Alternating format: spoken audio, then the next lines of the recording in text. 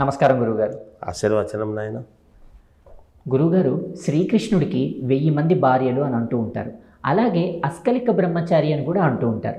వీటిల్లో ఏది నిజం? అసలు వీటి మధ్య దాగున్న తాత్పర్యం ఏంటి? కొంచెం వివరించండి గురువుగారు. శ్రీ మహాగణాధిపతయ నమః. ఐం మహాసరస్వత్యే నమః. శ్రీ లలితాంబికాదేవ్యే నమః. శ్రీకృష్ణ భగవానుడు అంటేనే శ్రీకృష్ణుణ్ణి మామూలుగా అష్టభార్యలు అని 16,116 మంది గోపికలు ఉన్నారు అని మామూలుగా,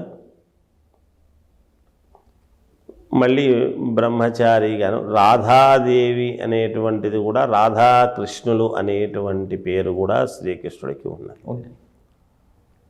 ఇవన్నీ మనము చదువుకుంటున్నాము, చూస్తున్నాము. దాంట్లో ఇష్ట సఖి అనేటప్పటికీ సత్యభామ, సత్యాపతి అనేటువంటి పేరు. సరే, మామూలుగా పరమ పావని, లోకపావని అయినటువంటి రుక్మిణీదేవి, ఇది చెప్తున్నాం. మా అస్కలిత బ్రహ్మచారి అనేటువంటి పదము కూడా ఏమిటంటే, ఇప్పుడు రాధాదేవి విషయానికి వచ్చినప్పుడు రాధాకృష్ణులు అని మాట్లాడు. నిజానికి రాధాదేవి ఆమె శ్రీకృష్ణుడికి భార్య కాదు. శ్రీకృష్ణుడిని ఆరాధించినది దైవముగా, భక్తి ప్రపత్తులతో. శ్రీకృష్ణుడు నా భర్త, సర్వస్వము నాకు శ్రీకృష్ణుడు అనేటువంటి భావనతోనే రాధాదేవి ఆరాధించినది. మామూలుగా మనము చెప్పుకునేటువంటి శాస్త్రాల విషయానికి వచ్చేటప్పటికీ ఎక్కడ శ్రీకృష్ణుడు రాధాదేవిని మళ్ళీ ఆయన ఏదో ఇది చేసినాడు అనేటువంటిది ఎక్కడా లేదు. ఈమె ఆరాధించింది, రాధాకృష్ణులు అనేటువంటి పేరు వచ్చినది. అయితే నెమలిపించాలి ఎందుకు పెట్టుకున్నాడు నిత్యన అంటే,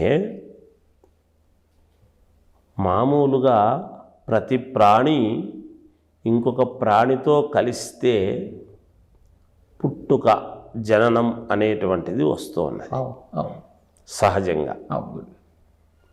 అలా ఉన్నప్పుడు ఒక్క ప్రాణి ఏమిటి, నెమలి. మామూలుగా నెమలి యొక్క విధానం ఏమిటి అంటే,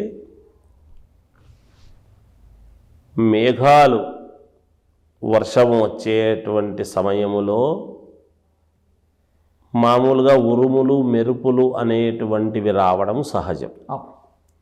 అలా ఉరుములు, మెరుపులు మెరుస్తూ, ఉరుములు మెరుపులు వచ్చినటువంటి సమయములో నెమలికి చాలా ఆనందకరమైనటువంటి సన్నివేశం అది. ఆ సన్నివేశము మహత్తరముగాను, మహాద్భుతముగాను ఉంటుంది. బడబడబడ శబ్దాలు, ఆ ఉరుములు, మెరుపులు, ఇలా తీగలు పడటము, చేయటము, మెరుపులు రావటము, అదంతా వచ్చేటప్పటికీ మొగనెమలి ఏమవుతుంది అంటే పింఛము ఇప్పుకొని తాండవము చేస్తుంది, నాట్యం ఆడుతుంది. అలా నాట్యం ఆడినప్పుడు మొగనెమలి యొక్క దీంట్లో నుంచి ఒక చెమట బిందువు కారితే ఆడనెమలి వచ్చి తాగుతుంది. తద్వారా గర్భము దాల్చి నెమలిని, మామూలుగా నెమలి గుడ్లు పెట్టడము, తర్వాత ఇంకొక సంతతి జరగడం అనేది జరుగుతుంది. ఇది మనకు మత్స్యవల్లభుడు అనేటువంటిది ఆంజనేయ స్వామి పైన వెళుతూ ఉన్నప్పుడు చెమట బిందువు కింద పడితే మత్స్యం అలా నోట్లో తీసుకుంటే మత్స్యవల్లభుడు అనేటువంటి వాడు పుట్టాడు అనేటువంటిది కూడా మనకు కథల్లో ఉన్నాయి. అలా ఒక ప్రాణి కలవకుండానే జరిగినటువంటి ఇది కేవలం ఆరాధన వలన జరిగినటువంటి ఇది. కాబట్టి దీన్ని ఏమంటాము? ఒక రకంగా బ్రహ్మచర్యము అని, ఒక రకంగా సంతానము. దీనికి మధ్యే మార్గము, దానికి దీనికి సన్నని రేఖా మాత్రం అనేటువంటిది ఉంటుంది.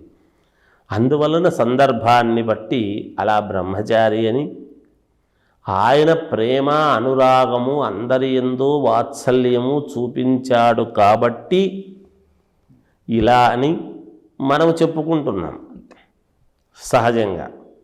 నిజానికైతే మామూలుగా శ్రీకృష్ణ భగవానుడికి మనము సహజంగా ఈ దీపావళి పండుగ వచ్చినప్పుడు, వినాయక చవితి పండుగ వచ్చినప్పుడు కూడా మనం శమంతకమణి అనేటువంటి ఒక కథ చెప్పుకుంటాం మనం. ఎందుకు నీలాపనిందలు చవితి చంద్రుణ్ణి చూసిన దానివల్ల. అలా జాంబవంతుడి కుమార్తెని జాంబవతిని, సత్రాజితుని యొక్క కుమార్తె సత్యభామను, రుక్మిణీ కళ్యాణం అనేటువంటిది, ఎవరైనా వివాహము కాని వాళ్ళు గనక వివాహము కావాలి అని అనుకున్నప్పుడు రుక్మిణీ కళ్యాణ ఘట్టము ఎవరైనా చదివితే వినిపించుకుంటే, ఇంట్లో చదివి వినిపించుకుంటే ఆ కళ్యాణ కథను గనక లేదా పారాయణము చేసిన కళ్యాణము జరుగుతుంది అనేటువంటి భావనతో పూర్వం ఇవన్నీ కూడా ఎక్కువ శాతము అవి ఆచరించేటువంటి మనస్తత్వము ఉన్నింది. అందువలన శ్రీకృష్ణ భగవానుడు భగవంతుడు కాబట్టి ఆయనను మనము అలానా ఇలానా అని మనకు బుద్ధి పుట్టినట్టుగా ఏదో ఎవరి పాటికి వాళ్ళు అనుకొని ఆయన చేసుకున్నాడు కాబట్టి మనం కూడా ఏముందిలే అని మన బుద్ధి పుట్టినట్టు చేద్దాము అంటే అలా పద్ధతి కాదు కదా. అందువలన శ్రీకృష్ణ భగవానుడి యొక్క వృత్తాంతము ఇదిగో నాయన, ఇది ఇలా ఉంటుంది అని తెలియజేస్తూ జయోస్తు. చాలా చక్కగా వివరించారు గురుగారు, ధన్యవాదాలు. అంతుచిక్కని రహస్యాలు, మరెన్నో మనకి తెలియని పురాతన కట్టడాలు, వాటి వెనక దాగిన నిజాలు, పూర్వీకుల ఆచారాలు, మరెన్నో మూఢ విశ్వాసాలు, ఇలా కాలగర్భంలో కలిసిపోతున్న రహస్యాల కొరకు సబ్స్క్రైబ్ చేయండి రహస్యవాణి ఛానల్.